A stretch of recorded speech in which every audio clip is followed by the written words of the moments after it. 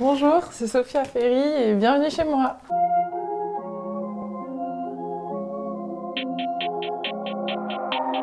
Je suis en train de réviser mon TOEFL.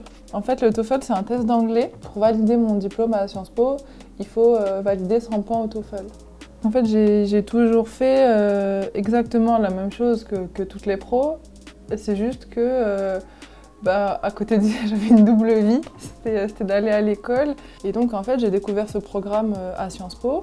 Et j'ai vite compris que quand même c'était un métier super d'être handballeuse pro, mais que c'était quand même assez fragile. Je suis pas non plus le genre de joueuse pro qui gagne super bien sa vie comme les internationales, etc. Donc voilà, je voulais aussi assurer un certain niveau de vie pendant et après ma carrière.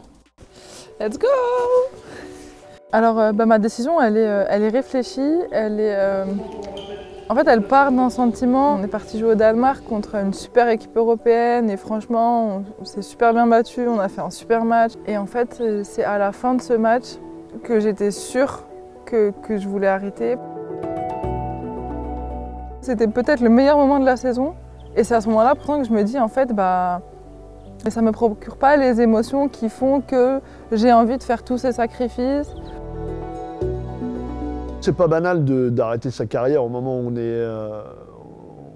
est au mieux. Je pense que c'est le meilleur moment de sa carrière. L'équilibre pour un sportif de haut niveau, c'est de s'accomplir. Et s'accomplir, si à un moment donné, on s'aperçoit que c'est pas que par le sport ou que par ce qu'on fait. Il y a d'autres personnes, je crois, si je me trompe pas, au tennis, la numéro 1 mondiale s'arrête, à peu près au même âge que Sophia.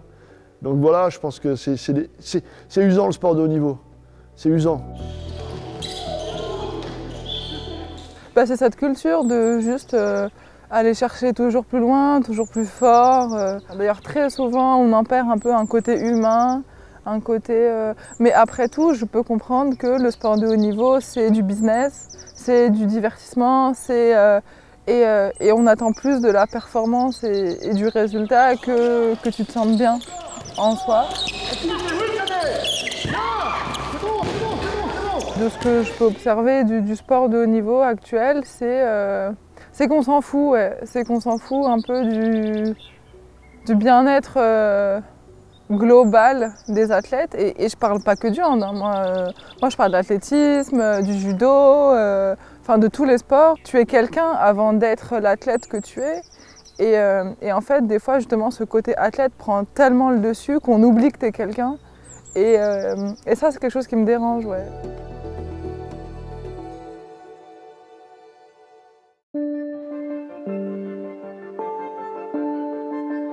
Quand j'étais au pôle et tout, je regardais tous les matchs.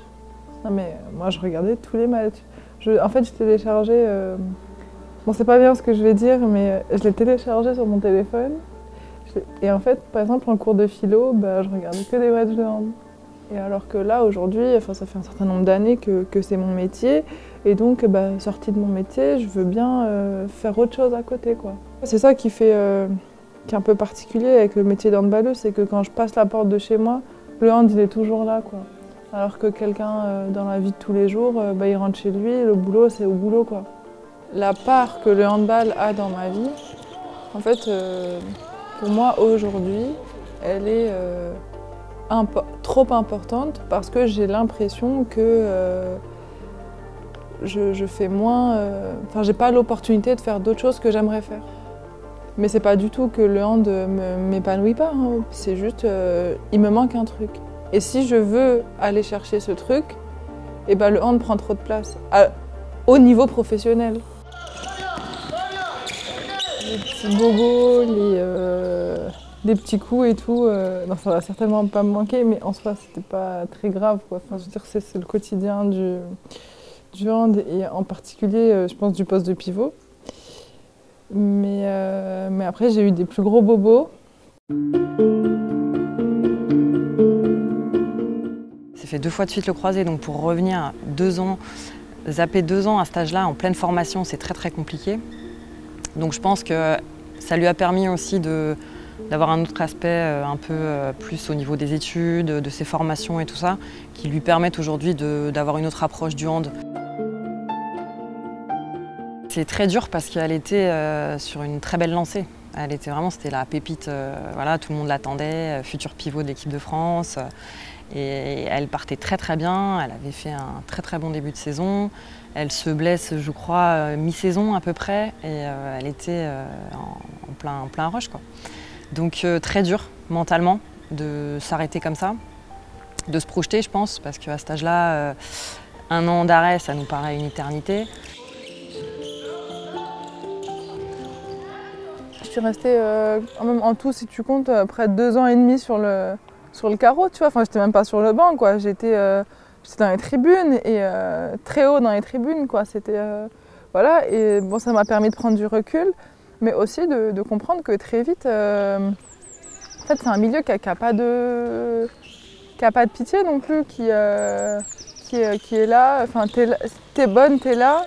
Mais, et puis t'es bonne, t'es là, t'es sous les projecteurs, t'es encouragée, t'es dynamisée, t'es impulsée, tu es accompagnée, etc. Par contre, tu réponds pas aux attentes, mais de quelque façon que ce soit, bah ciao, quoi, tu vois. Et ça, je pense que ça peut être pour certaines et pour certains, ça peut être difficile à vivre.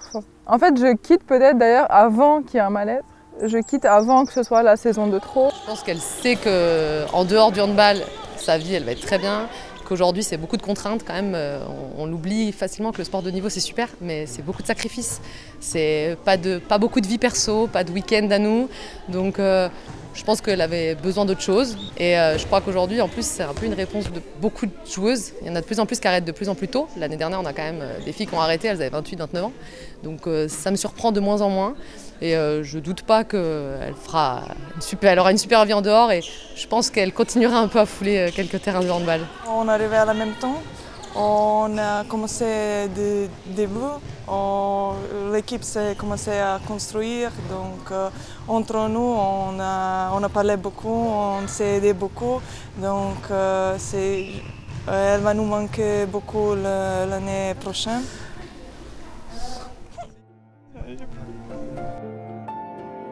Après, moi, je veux encore jouer au hand. C'est-à-dire que même si j'ai le genou en vrac, moi, j'aimerais beaucoup aller jouer en N2, en N1 et continuer d'avoir cette ambiance de vestiaire, de rigoler. Franchement, le hand, je pense, c'est le truc qui m'a fait grandir, qui m'a fait prendre confiance en moi, qui m'a fait me connaître. Et c'est ça, c'est que mes limites, elles ne s'arrêtent pas au hand. Et justement, j'ai envie d'explorer de nouveaux horizons que je peux remercier le hand de m'avoir permis d'acquérir, justement pour pouvoir être performante encore dans ces nouveaux horizons.